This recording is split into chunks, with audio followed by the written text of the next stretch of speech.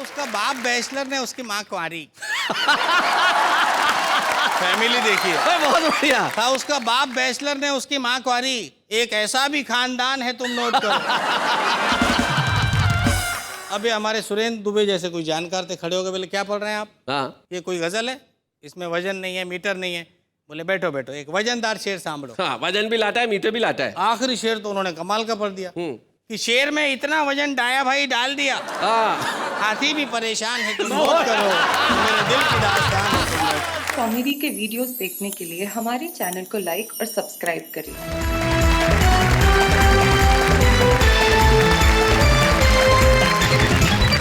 बड़े मुश्किल से दोस्त मिलते हैं साहब, और हमारे 3 दोस्त हमारे साथ में बड़े काबिल दोस्त हैं। वो दोस्त कविता के हैं, दोस्त शायरी के, दोस्त हंसी के। और हमारे साथ सबसे पहले मंच के इस कोने के अंदर जो शानदार कुर्ता पजामा पहन के एक नौजवान बैठा है और मुस्कुराहट ऐसे चेहरे पे चिपका रखी है जैसे प्राइस टैग लगा हुआ हो। क्या मुस्कुराहट है, वाह। और ज्यादा खुश होगे तो क्या करोगे? इस महंगाई के दौर में ऐसी मुस्कुराहट लाना कोई खाने का काम है? ये संदीप शर्मा है जो धार से आते हैं और बड़े ही कमाल के हास्य व्यंग के कवि हैं। भाई बहुत अच्छे शर्मा जी।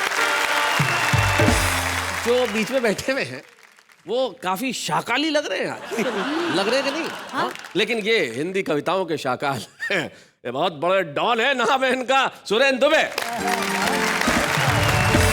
सुरेंद्र दुबे जी के पास जो बैठे हैं वो भी कमाल के व्यक्ति हैं और इनकी त्वचा देख के तुम्हें इनकी उम्र का एहसास नहीं होता। बस तुमसे साल भर छोटे ही हैं। हाँ, बिल्कुल आप आसपास के ही हैं। सुभाष काबरा इनका नाम है। भाई स्वागत है आपका। लेकिन बहुत कठिन है अच्छे दोस्त मिलना। कई लोगों को मिल जाते हैं जैसे इनको मिला हुआ है, लेकिन काश मैं भी ये कह पाता।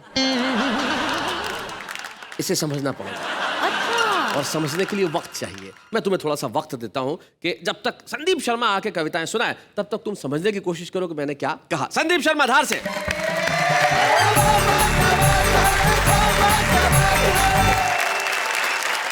मुझे इस शो में बहुत अच्छी बातें अच्छी लगती है शैलेश जी, आपका संचालन जी, जो ये इतना सुंदर यहाँ पे जो सेट है जी। लेकिन ये सब बातें अपनी जगह है। बाकी जो एक नंबर की जो चीज है वो कविता, मतलब कविता बहुत अच्छी। कविता नहीं, मारे जो एक नंबर पे पसंद आए हुआ या छोरी एकदम मतलब इतनी सुंदर। मतलब मैं कई बताऊँ आपके यहाँ इनका सामने खड़ा हो जाए तो इनकी ब्यूटी देखी के ना अपनी ड्यूटी भूली जाए। आप एक बार दिखाई दो ये अच्छा कपड़ा पहनी के सपना में आए। सपने में आती है? हाँ, या फिर मारे एक टेंशन बच जाए हाँ। कि उना चक्कर में मारे सूट पहनी ना सोनू पड़े। वो बहुत पसंद आ रही है तुम्हें? हाँ नहीं वाकई मतलब मैं आपको बताऊं कि इतनी सुंदर है। नहीं कुछ क्या कर रही हूँ भाई? आपने बोला ना जब तक संदीप जी कविता करे तुम सोचो। अरे सोच क्या रहा है वो तुम्हारी, लेके जाओ। बहुत अच्छे, ले जा। मतलब नहीं मैं इतनी बड़ी रिस्क में नहीं ले सकता। नहीं ले जा भाई, ले जा। मतलब मैं आपको बताऊं कि इतनी सुंदर है कि मतलब इनका लिए तो कई बार तो हमारा शहर में क्या चल क्या रहा है? बहुत सुंदर लग रही है। अरे कई करिए आप, अरे एक छोरी का चक्कर में हमारे गांधारो बनाई दिया तुमने। अरे भाई साहब मैं भगवान की कसम खा के कहता हूँ अब मैं नहीं नेहा जी को देखूंगा। नहीं कसम खा के कहता हूँ, विद्या गलानी की कसम, मेरे को पट्टी खोलने दो, कविता पढ़ना। मैं कसम खा के कह रहा हूँ कि मैं नहीं देखूंगा। पक्का खोल दे, चलो पट्टी खोल। बिल्कुल भी नहीं सोचूंगा, माफ कर दो। आप निश्चिंत होकर कविता पढ़िए। भाइयों एवं बहनों, मेरी कविता का शीर्षक है नेहा जी। अरे क्या रहा है भाई? नहीं अब तू इधर कविता पढ़, मैं ऐसे ही खड़ा रहूंगा। चल नहीं अच्छा माफ कर दो। नहीं माफ कर दो। काय का माफ कर दो यार? पक्का वैसा माफ कर दो। नहीं कह रहा हूँ तो मैं कविता ही पढ़ूंगा। अभी तो गांठ बंधाई थी, अब अगर देखेगा तो इधर लग जाएगी।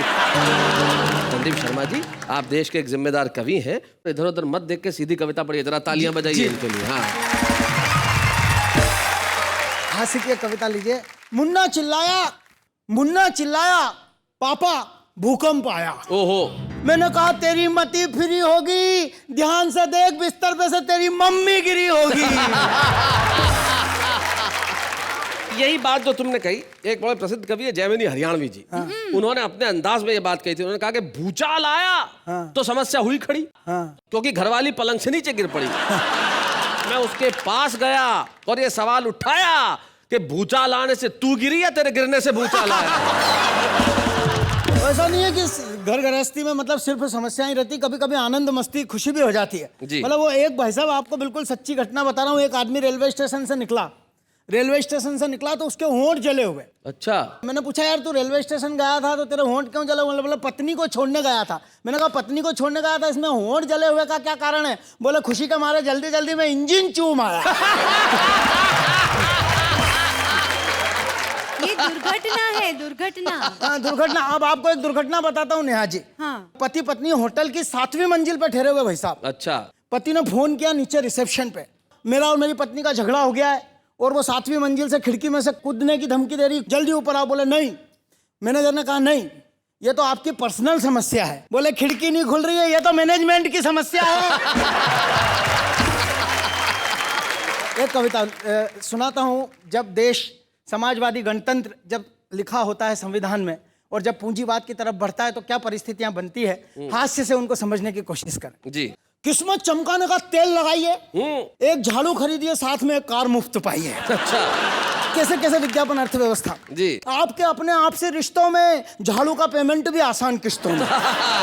पर विज्ञापन के नीचे लिखी हुई बारीक पंक्तियां पढ़ेंगे तब आपके दिमाग की नसें हिलेगी। मुफ्त की कार इस जन्म में नहीं अगले जन्म में मिलेगी।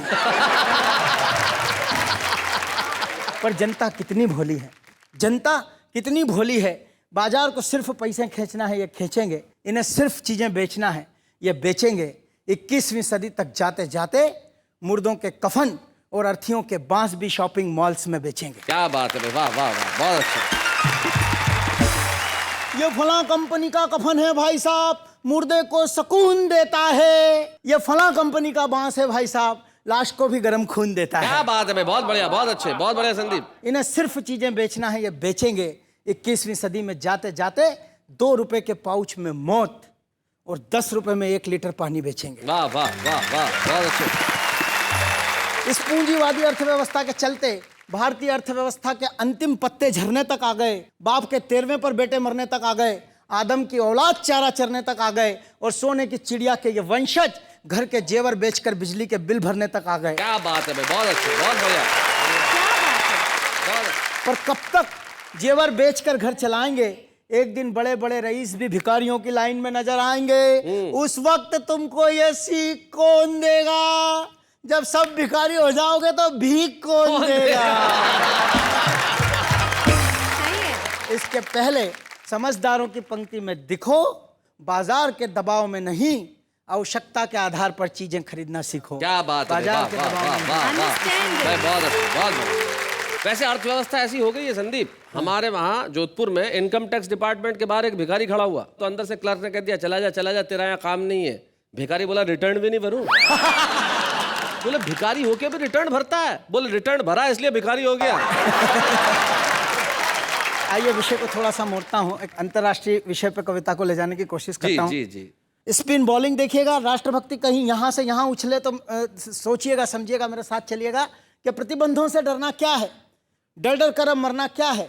अगर हम प्रतिबंध लगाएंगे तो अमेरिका जी नहीं सकेगा। अगर असम से चाय बंद कर दी तो चाय पी नहीं सकेगा। भारतीय रसगुल्ले और घाघरे अमेरिकी भाइयों को भी बहुत प्यारे हैं। अरे अमेरिका, तेरे कंप्यूटरों में आधे से ज्यादा सॉफ्टवेयर्स तो हमारे हैं। बहुत अच्छा भाई, बहुत बढ़िया, बहुत अच्छा। इस बात से इतना ऊंचा अमेरिका का स्तर है कि अमेरिकी राष्ट्रपति के पर्सनल डॉक्टरों की टीम में 17 भारतीय डॉक्टर हैं। वाह। अमेरिका, तेरा मिजाज कैसा है? जरा गिन तो सही, तेरी अर्थव्यवस्था में कितना भारतीय पैसा है? तेरे उद्योगपति इस बात से जीते हैं कि भारत माँ के लाल, माँ का दूध नहीं, तेरा दिया हुआ कोल्ड ड्रिंक पीते हैं। वाह वाह। हम भी देशभक्ति की तिजोरी खोलेंगे, एक दिन हम सब जोर से भारत माता की जय बोलेंगे। भाई वाह वाह वाह वाह, बहुत बढ़िया, बहुत बढ़िया।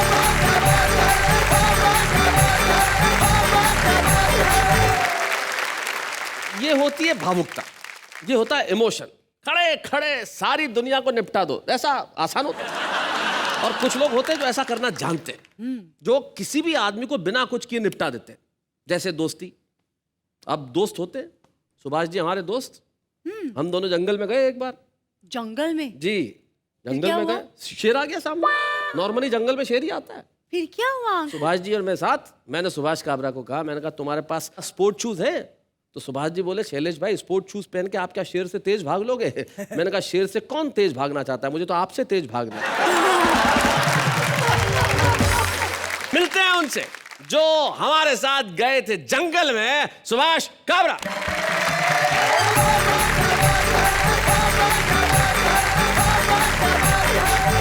शैलेश जी, नमस्कार। आप इस संदीप को कितना भी समझाओ जी। ये सुधरने वालों में नहीं है। नहीं सुधरेगा? मुझसे कह रहा था बैठते बैठते, भाई साहब आप नेहा जी पे कुछ नहीं बोलेंगे। मैंने इससे कहा, नेहा जी पे क्या बोलना यार, इस नेहा को मैं पूरे मन से प्यार करता हूँ, क्योंकि तुम्हें इसमें एक अभिनेत्री दिखाई देती है और मुझे इसमें अपनी बेटी दिखाई देती हाय हाय हाय हाय हाय हाय हाय, क्या बात। है। हम सब बेटियों को बहुत प्यार करते नहीं, हैं वाह, शैलेश वाह, भाई, बहुत अच्छा। मजबूरी भी है हमारी, जी। क्योंकि ये बेटियां ही हैं जो माँ के प्रकोप से हम पुरुषों को बचाती। आज के दौर में कोई साहित्यकार लिखता तो ये 2 पंक्तियां लिखता कि पुरुष बेचारे हाय तुम्हारी यही कहानी, ओठों पर है मूछ और आंखों में पानी। हम लोगों का दर्द कोई नहीं समझता जी। कि बीवी की फरमाइश तो जीने नहीं देती हाँ। और करवा चौथ का व्रत मरने नहीं देता। बहुत अच्छे, बहुत बढ़िया सुभाष जी, बहुत अच्छा, बहुत बढ़िया।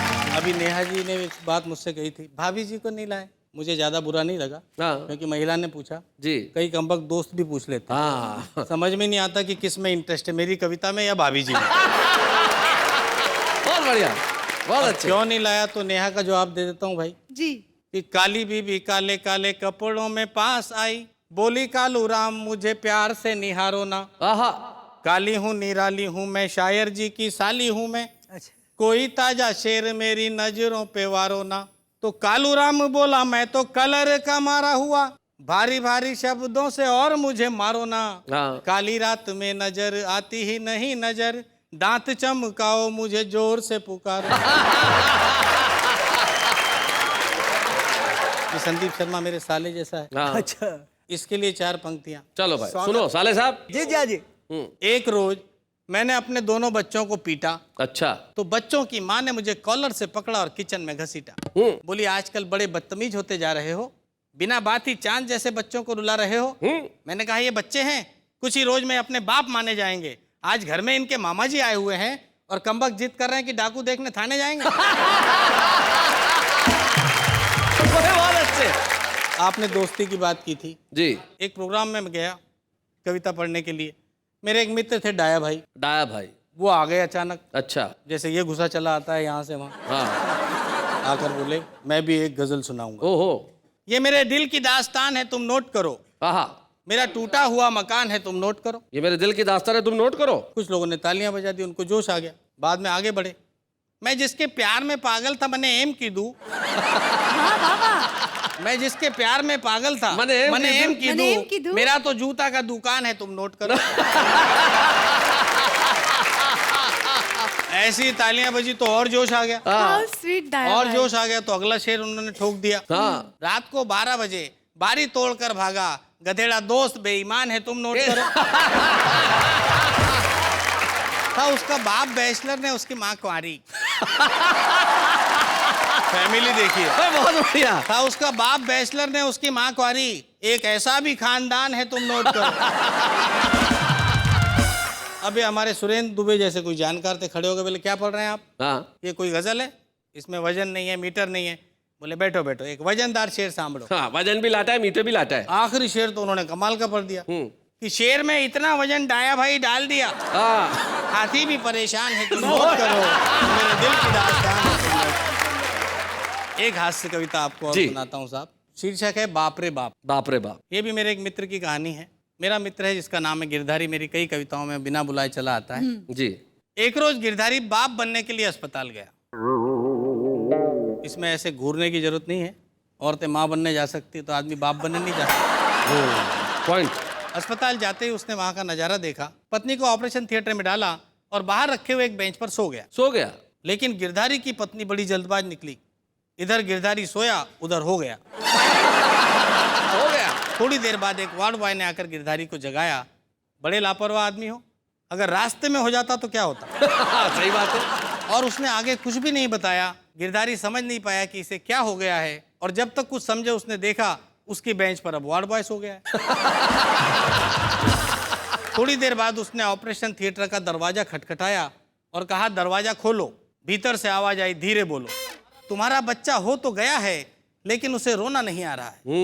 हमारा अस्पताल हर तरह के फॉर्मूले आजमा रहा है। थोड़ी देर बाद गिरधारी फिर चिल्लाया, अरे भाई बच्चे को रोना आया कि नहीं आया? इस बार नर्स बोली, तुम्हारी बीवी और तुम्हारा बच्चा दोनों बड़े आराम से सो रहे हैं, बाकी हम 4 हैं, चारों ही रो रहे हैं। क्या बात है, बहुत अच्छे। थोड़ी देर बाद अस्पताल के बड़े डॉक्टर तशरीफ लाए, गिरधारी को देखा, मुस्कुराए, बोले मैं एक्सपर्ट हूँ, भीतर जाता हूँ, तुम देखना बच्चे को चुटकियों में रुलाता हूँ। अच्छा। बड़े डॉक्टर भीतर गए और सचमुच 5 मिनट बाद ही बच्चा बुक्का फाड़ फाड़ कर रोने लगा। गिरधारी के दोनों कानों में कीर्तन सा होने लगा। अच्छा। बड़े डॉक्टर बाहर आए तो गिरधारी ने उनके पैर छू लिए। डॉक्टर साहब आपने तो कमाल कर दिया, रुला दिया बच्चे को। डॉक्टर बोले बच्चा क्या चीज है, हम तो रुला दें अच्छे अच्छे को। तुम क्या समझते हो बच्चे की खुशी में ज्यादा देर खुश रह पाओगे? अस्पताल का बिल देखोगे तो पूरे महीने आंसू बहाओगे। क्या बात है, बहुत अच्छे, बहुत बढ़िया। गिरधारी ने पूछा डॉक्टर साहब एक बात समझ में नहीं आई, जिस बच्चे को न नर्स रुला सकी न दाई, उसे आपने कैसे रुलाया? डॉक्टर बोले मैंने दिमाग लगाया, कुछ नहीं किया, तुम्हारी पत्नी के तकिए के नीचे से तुम्हारी तस्वीर निकाली और तुम्हारे बच्चे को दिखाई। क्या बात है भाई, बहुत अच्छे। जब से बच्चे को पता चला है कि तुम्हारे जैसे एक होनहार कवि का लाल है, तब से बेचारे का रो रो कर बुरा हाल है भाई, बहुत अच्छे भाई, बहुत बढ़िया। अभी तो हम एक और समस्या से दो चार हो रहे हैं। पहले इसे रुलाने के लिए रो रहे थे और अब इसे चुप करने के लिए रो रहे हैं। वाह वाह वाह वाह, बहुत बढ़िया।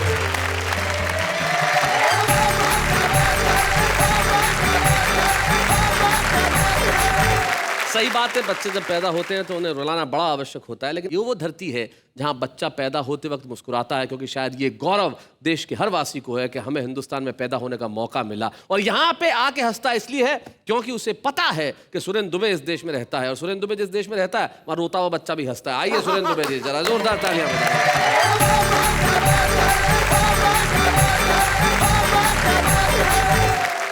तो शैलेश भाई, बात चल रही थी दोस्ती की जी। मुझे भी एक वाकया याद आ रहा है।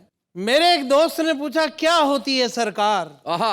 मैंने जवाब दिया बरखुरदार, एक ऐसी चीज होती है सरकार जिसमें एक आदमी दूसरे की कुर्सी के पास जाकर कहता है सरक यार। सरक यार। एक और वाकया याद आ रहा है जी। मेरी एक दोस्त मिस अनछुई, मिस अनछुई। मेरी एक दोस्त मिस अनछुई प्रेम मुझसे किया, शादी दूसरे के साथ हुई। शादी दूसरे के साथ हुई। शादी के अगले दिन तीसरे के साथ भाग गई। फिर अचानक मेरी किस्मत जाग गई, वह मेरे बराबर के मकान में रहने लगी और मोहल्ले वालों के सामने मुझे भाई साहब कहने लगी। तो हमारा एक दूसरा दोस्त बोला यार ये तुम्हारी दोस्त है या गठबंधन की सरकार? भाई बहुत अच्छे भाई, वाह वाह वाह वाह, बहुत बढ़िया अच्छा है भाई, बहुत अच्छे। एक छोटा सा टुकड़ा आपको सुनाता हूँ। जी। मैंने एक पुलिस अधिकारी से पूछा अपराधों की ऐसी इतनी भरमार, फिर आप कैसा लॉ एंड ऑर्डर चलाते हैं सरकार? वह बोला बरखुरदार, घूम गया है शायद तुम्हारा भेजा। लॉ एंड ऑर्डर का अर्थ है पैसा ला और ऑर्डर ले जा। बहुत अच्छे, बहुत बढ़िया। हमारे देश में जो कानून को बनाते हैं वो तो उसे लागू नहीं करवाते, बनाने वाले अलग, लागू करवाने वाले अलग। और जो लागू करवाते हैं पुलिस वगैरह, उस पर ये लागू नहीं होता। सुनना, जो कानून को बनाते हैं वो लागू नहीं करवाते, जो लागू करवाते हैं उस पर लागू नहीं होता। जिस पर लागू होता है, आप हम आम आदमी, जिस पर लागू होता है वो कानून को जानते ही नहीं। बहुत अच्छे। और जो कानून को जानते हैं वो इसको मानते ही नहीं भाई, वाह वाह वाह, बहुत बढ़िया भाई, बहुत अच्छे, बढ़िया, बहुत बढ़िया। मैंने एक पुलिस के सिपाही से पूछा अपराधियों की जिंदगी बदल नहीं पाया, आजादी के बाद तुम्हारा कानून देश में चल क्यों नहीं पाया? वो बोला दुबे जी, आजादी के बाद देश में कानून ज्यादा चल नहीं पाया तो ये मत समझना कानून कायदे खोटे हैं। अरे कानून के हाथ तो लंबे हैं लेकिन पैर छोटे हैं। बहुत अच्छे, बहुत बढ़िया। इसलिए बेचारा चल नहीं पाता है, जहां जहां हम ले जाते हैं बस वहां वहां जाता है। भाई वाह वाह, बहुत बढ़िया, बहुत अच्छे। मैंने कहा कहाँ है कानून? तो पुलिस वाले ने जेब में हाथ डाला। मैंने कहा दिखाओ, तो उसने निकाला। मैंने कहा इधर दीजिए। वो बोला नहीं नहीं, कानून को अपने हाथ में मत लीजिए। बहुत अच्छे। आप देश में कानून को ताक में रख सकते हैं, जेब में रख सकते हैं, हाथ में नहीं ले सकते। क्या बात है। मेरा एक दोस्त प्रॉपर्टी डीलर है जी। उस पर मैंने कविता लिखी। दोस्तों की बात चल रही है तो बिल्कुल, याद आ बहुत गई। अलग विषय, प्रॉपर्टी डीलर पे कविता। कविता है भाई वाह। मैंने एक प्रॉपर्टी डीलर से पूछा तेरी प्रॉपर्टी कहाँ गई भाई? बोला बेच गई। हाँ, बेच गई। मैंने कहा अब क्या कर रहा है? बोला अब दूसरों की बिकवा रहा हूँ। मैंने कहा मुझे भी एक मकान चाहिए, कोई अच्छा सा हो तो दिलवाइए। सबसे पहले जेब का नाप लेता है। बोला करते क्या हैं आप? मैंने कहा कवि हूं जनाब। बोला हाँ कवि हैं, कविता करते हैं, तब एक मकान है बहुत आलीशान है। मैंने कहा मकान की कोई विशेषता? बोला मकान के एक तरफ पागल खाना है, अच्छा, दूसरी तरफ शमशान है। अरे मैंने कहा एक तरफ पागल खाना दूसरी तरफ शमशान। बोला खास आपके लिए ये श्रीमान, वैसे कस्टमर बहुत आते हैं पर ये मकान हम सिर्फ कवियों को ही दिखाते हैं। अच्छा, मैंने कहा कवियों को किस लिए? बोले आधे तो आप होते ही हो। आधे तो आप होते ही हो। देर सवेर पूरे भी हो जाएंगे, तब इलाज की सुविधा बिल्कुल बगल में पाएंगे। क्या बात है। और जो तुम्हारी कविता की चपेट में आएंगे उसका भी रखा है ध्यान, इसलिए मकान की दूसरी बाजू है शमशान। बहुत अच्छे, बहुत बढ़िया। मैंने कहा मजाक मत कीजिए, मजाक मत कीजिए, मकान नहीं दिला सकते, कोई खाली प्लाट दिला दीजिए। बोला हाँ आप प्लाट मत लीजिए, बना बनाया मकान लीजिए, आप बना नहीं पाएंगे। मैंने कहा क्यों नहीं बना पाएंगे? बोला कारण सुनेंगे तो पछताएंगे। कल ही बाजार में एक आदमी ने दूसरे से कहा एक कवि ने मकान बनाया, तो दूसरे ने झट पूछ लिया तुझे ये चुटकुला किसने सुनाया?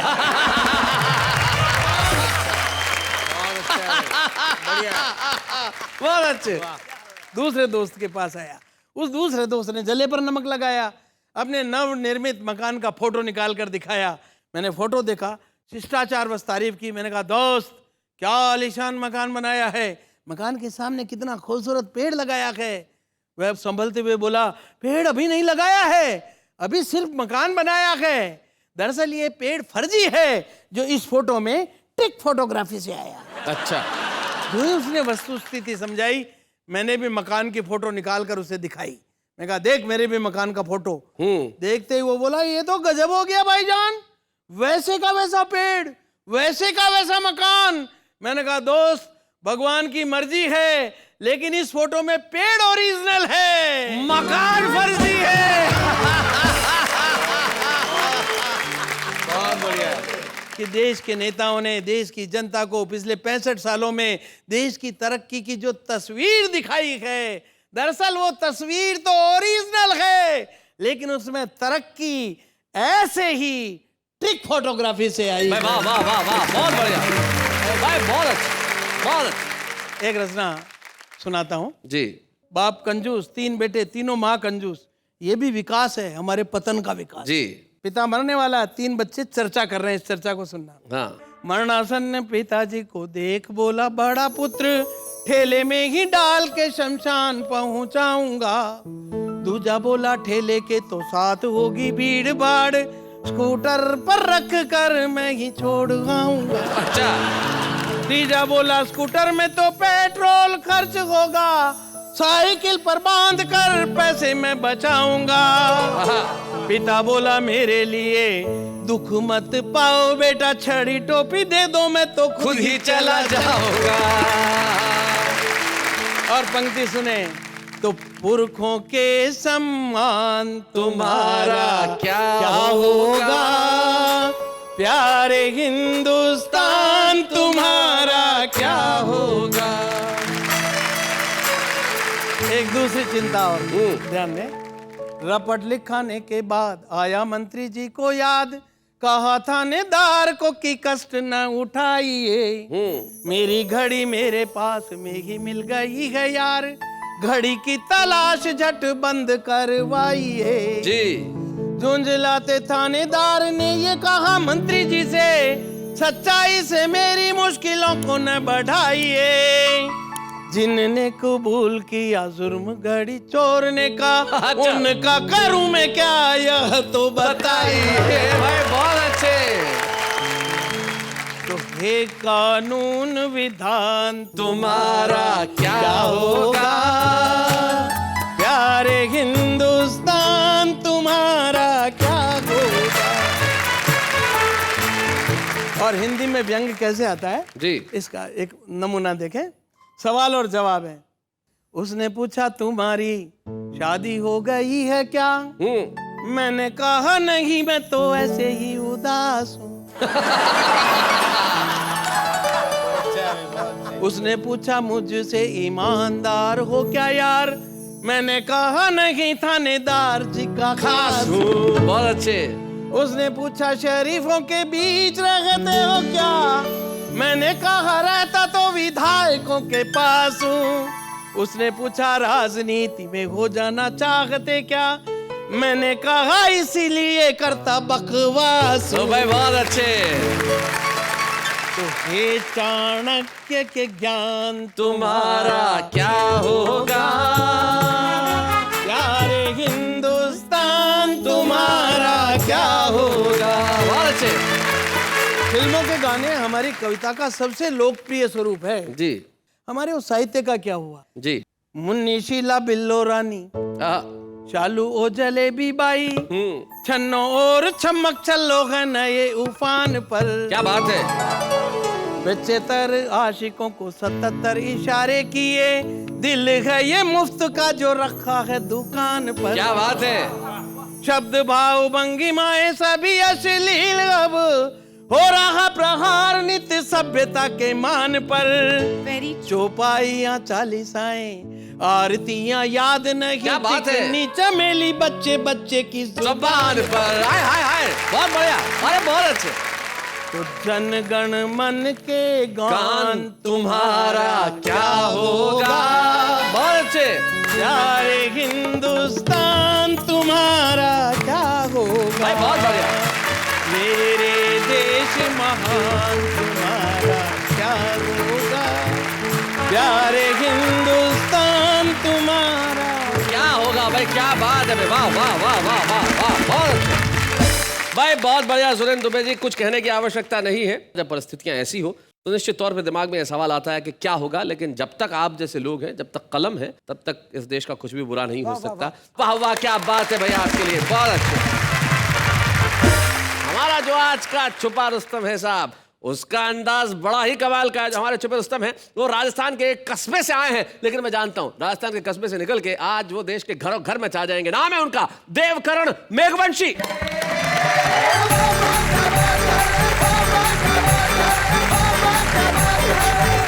प्रणाम करता हूँ आपको। जीवन में बहुत सी घटनाएं हो जाती है। कवि सम्मेलन के बाद में घर पे गया, छोरा घर के बाहर बैठा, घर में बिल्कुल शांति। शांति। मैंने कहा बेटा आज घर में से बिल्कुल आवाज नहीं आ रही है, वरना तेरी मम्मी पूरे घर को सिर पे उठाए रखती है। अच्छा। बोला पापा आएगी कैसे? सुबह टूथपेस्ट की ट्यूब मांगी थी, मैंने गोंद की पकड़ा दी।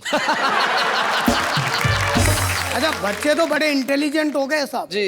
इतने इंटेलिजेंट हो गए, मेरी पीठ में खुजली चल रही थी। अच्छा। मेरा हाथ नहीं पहुंच रहा था। मैंने पत्नी से कहा यार मेरा हाथ नहीं पहुंच रहा, पीठ में खुजला दो। वो मेरे पीछे बैठ गई और पीठ खुजलाने लगी। इतने में लक्की आ गया शैतानी करते करते।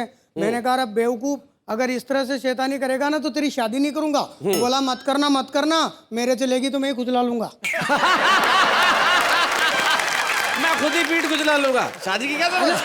इससे भी टॉप की घटना तो तब हुई साहब, इधर के कमरे में बैठे हुए छोरे ने उधर के कमरे में बैठे हुए पिताजी को आवाज लगाई, पिताजी एक गिलास पानी पिलाना। अच्छा। मैंने कहा बेवकूफ, अपने पिता को काम चढ़ाता है, इधर आगे एक थप्पड़ मारूंगा। वो बोला पापा जब थप्पड़ मारने आओ ना तो एक गिलास पानी लेते हैं। क्या बात इससे है। भी टॉप की घटना तब हुई जब एक लड़के ने एक लड़की से कह दिया आई लव यू। लड़की बोली बदतमीज, तमीज से बात करो। लड़का बोला मंगलम भगवान विष्णु मंगलम गरुड़ ध्वज, respectfully I beg to say that I love you. अब तो करेगी ना? इससे ज्यादा तमीज से कैसे बात करें भाई, बता। और आदरणीय दुबे जी इससे भी टॉप की घटना तो तब हुई जब एक लड़के ने एक लड़की से पूछ लिया यार तुम लड़कियां इतनी खूबसूरत क्यों होती हो? अच्छा। लड़की बोली हमें भगवान खुद अपने हाथों से बनाता है। वो बोला मुझे क्या प्रधानमंत्री रोजगार गारंटी योजना में बनाया? नरेगा स्कीम। संदीप भाई नरेगा। एक बार जब मैं बड़े मेट्रो सिटी में चला गया, छोटे छोटे गांव के आदमी हम जब बड़े शहर में जाते हैं सिस्टम नहीं समझते। हाँ। मैं आदरणीय शैलेश जी से मिलने के लिए एक बार चला गया। अब वो इतनी बड़ी बिल्डिंग को देख के चक्कर खा गया। मैंने कहा यार अब करें तो क्या करें, कैसे पूछें, कहीं ऐसा नहीं हो जाए कि लोग अपने को गांव का समझकर हंसी उड़ाने लग जाए। मैंने चौकीदार को इनका विजिटिंग कार्ड दिया और उसने एक छोटे से कमरे की तरफ इशारा किया। मैंने कहा इष्ट इतना बड़ा आदमी और एक छोटे से कमरे में? बोला बेवकूफ, कमरा नहीं है लिफ्ट है। इसमें बैठ और ऊपर जा, 14वें माले पे रहता है। और मैंने कहा लिफ्ट? मैंने कहा ये तो बेवकूफ बनाएंगे, पहले इसके सिस्टम को समझो, एक दो को आने जाने दो। उसके बाद जाएंगे। वहीं बाहर बैठ गया साहब सीढ़ियों पे, अचानक उसके अंदर एक 60-70 साल की डोकरी घुसी। लिफ्ट का दरवाजा बंद, लिफ्ट ऊपर, वापस नीचे आई, दरवाजा खुला तो दिमाग खराब, 16-17 साल की एक कन्या बाहर निकली। और मैंने कहा हे भगवान, काश बबलू की मम्मी को ही लाते।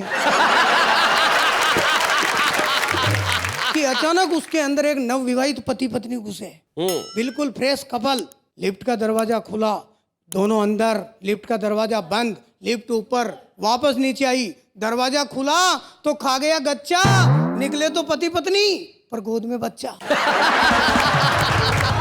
काश बबलू की मम्मी को ही लाते, दिन भर ऊपर नीचे घुमाते, शाम को टेम्पू भर के ले जाते।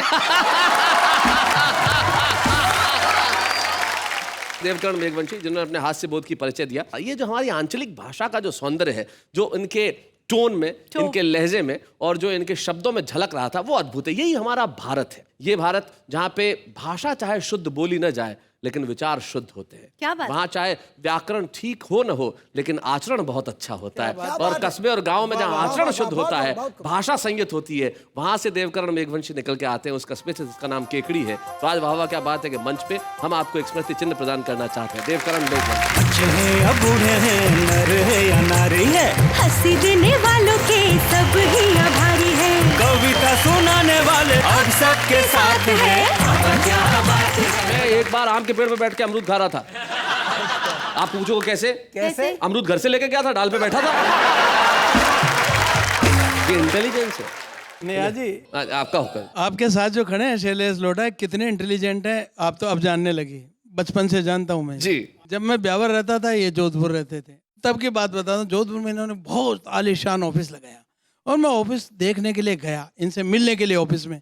तो अब ये तो शुरू से व्यस्त आदमी, फटाफट कोई फ़ोन होना आया, बोला आप बैठो, देखो चाय पियो, एक फ़ोन आ गया, मैं जरूरी निपटा के आ रहा हूँ, आप ऑफिस का ध्यान रखना।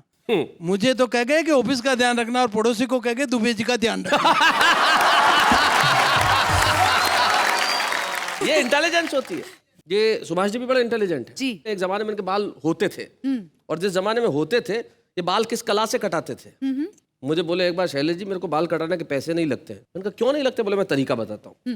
ये मोहल्ले से एक बच्चे को पकड़ते, किसी भी को भी जो खेलते हुए, इधर आ, बाल इतने बड़े बड़े कटाएगा? बोले हाँ कटाऊंगा। बोले चल मेरे साथ। नाई की दुकान पे जाते, बैठते, नाई को कहते पहले मेरे बाल काट, वो काटता, फिर बच्चे को बिठाते, बोले इसके भी काट, तब तक आ रहा हूँ। ये बुद्धिमता होती है। काबरा जी, बिल्कुल सही बात है। मैं अकोला रहता था जी। और शैलेश भाई ने जो फॉर्मूला बताया उससे पैसे बचा बचा कर ही मैं मुंबई आया।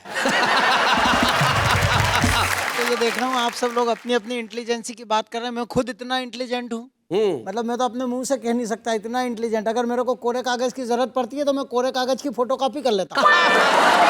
नहीं, ये बहुत इंटेलिजेंट है। इसको व्यस्त रखना है तो कुछ मत करो, एक खाली कागज लो और उसके दोनों तरफ लिख दो PTO। सारे दिन यही करता रहेगा। तो भाई ये तो हमारे आपस के किस्से हैं जो यूं ही चलते हैं और यूं ही चलते रहेंगे। लेकिन किस्सा गोई इस देश की संस्कृति का एक हिस्सा है। हाँ। हर आदमी किस्से सुनाता है, हर आदमी कहानियां सुनाता है, और हर आदमी कविताएं लिखता है। कैसे? ऐसे। दोस्ती की कदर करते हैं हम, आसमां में है सितारे जितने, यकीन न हो कॉल करके देख लो, आपके मोबाइल में पैसे हो जितने। न जाने कौन इतना हसीन होगा, आपके हाथ में जिसका नसीब होगा। कोई आपको चाहे कोई बड़ी बात नहीं, जिसको आप चाहे वो खुश नसीब होगा। तुमको देखा तो एक ख्याल आया, तुमको देखा तो एक ख्याल आया, पागलों के स्टॉक में एक नया माल है। जिंदगी में तुम बहुत आगे जाओगे, जिंदगी में तुम बहुत आगे जाओगे, तुम कहाँ भी जाओगे लोग कहेंगे चल चल आगे बढ़, छुट्टा नहीं।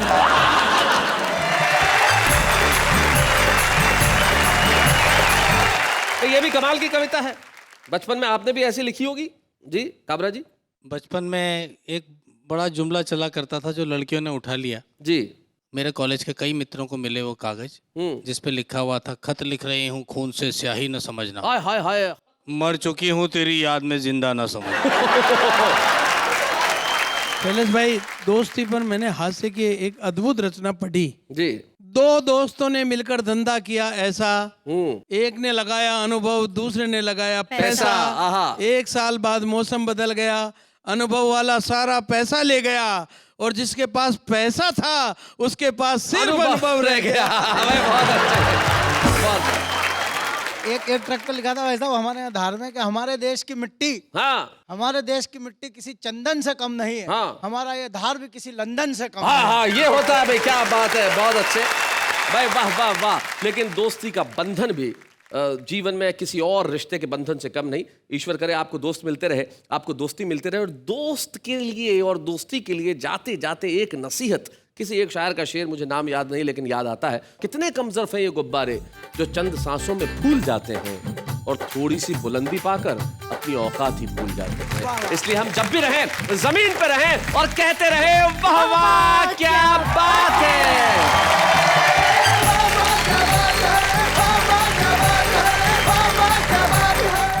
कॉमेडी के वीडियोस देखने के लिए हमारे चैनल को लाइक और सब्सक्राइब करें।